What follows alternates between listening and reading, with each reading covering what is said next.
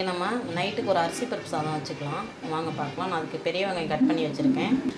இந்த பக்கம் நான் வந்து ஒரு 1 1/4 டம்ளர் அரிசி, 1/2 டம்ளர் துவரம் பருப்பு கழுவிட்டு நல்லா தண்ணி ஊற்றி அளவு தண்ணி வச்சுருக்கேன்.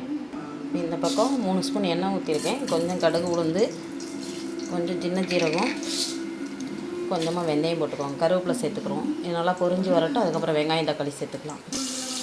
நான் வந்து ஒரு பெரிய வெங்காயம் கட் பண்ணி போட்டிருக்கேன். நல்லா வதங்கட்டும். 2 தக்காளி கட் பண்ணிக்கலாம். தக்காளி வதக்கலாம். ஒரு 3 தக்காளி சின்ன தக்காளி போட்டிருக்கேன். இப்போ தக்காளி வதங்குறதுக்கு வெங்காயம் வதங்குறதுக்கு கொஞ்சம் கல்லுப்பு சேர்த்துக்கலாம். இப்போ நம்ம கொஞ்சமாக பெருங்காயத்தூள் சேர்த்துக்கலாம். தக்காளி வெங்காயம் நல்லா வதங்கிடுச்சு.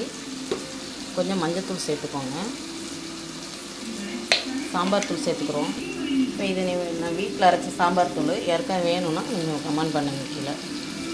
சாம்பார் தூள் போட்டேன். இப்போ நல்லா கிண்டி விட்டுட்டு அரிசி பருப்பு எடுத்து போட்டுக்கலாம். தக்காளி வெங்காயம் எல்லாமே இப்போ நல்லா வதங்கிடுச்சு. மஞ்சத்தூள் சாம்பார் தூள்லாம் போட்டேன். இப்போ நம்ம அரிசி பருப்பு எடுத்து போட்டுக்கலாம். இதுக்கு இன்னும் கொஞ்சம் தேவையான தண்ணி வேணும். நான் 2 விசில் விடுவேன். கொஞ்சம் பொழுபொழுன்னு இருந்தால் எங்களுக்கு ரொம்ப சாம்பார் சாதம் பிடிக்கும். இப்போ கொஞ்சம் உப்பு ஏற்கனவே தக்காளி வெங்காயம் வதக்கிறதுக்கு போட்டிருக்கேன். இப்போ தேவையான அளவு பார்த்துக்கிட்டு நம்ம உப்பு போட்டுக்கலாம்.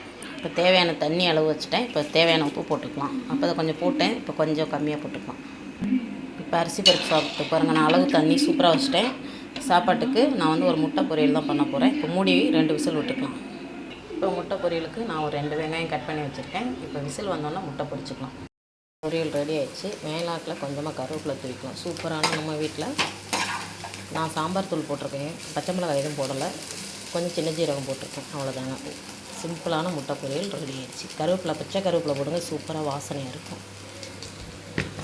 இந்த பக்கம் அரிசி பருப்பு சாதம், இந்த பக்கம் வடகம், அரிசி பருப்பு சாதம். இன்றைக்கி நம்ம வீட்டில் சூப்பரான அரிசி பருப்பு சாதம், முட்டை பொரியல், வடகம், அரிசி பருப்பு சாதம். நான் பெரிய வீடியோவில் லிங்க் கொடுக்குறேன், பார்த்துக்கோங்க. ரொம்ப சிம்பிளான சாதம். இது 1 பாட் சமையல்னா ரைஸ் தான். பேச்சுலர்ஸ்லாம் சூப்பராக பண்ணலாம். பொரியல் ரெடி ஆகிடுச்சு. மேலாக்கில் கொஞ்சமாக கருவேப்பிலை தூவிக்கலாம். சூப்பரான நம்ம வீட்டில் நான் சாம்பார் தூள் போட்டிருக்கேன். பச்சை மிளகாய் எதுவும் போடலை. கொஞ்சம் சின்ன ஜீரகம் போட்டிருக்கேன். அவ்வளோதாங்க.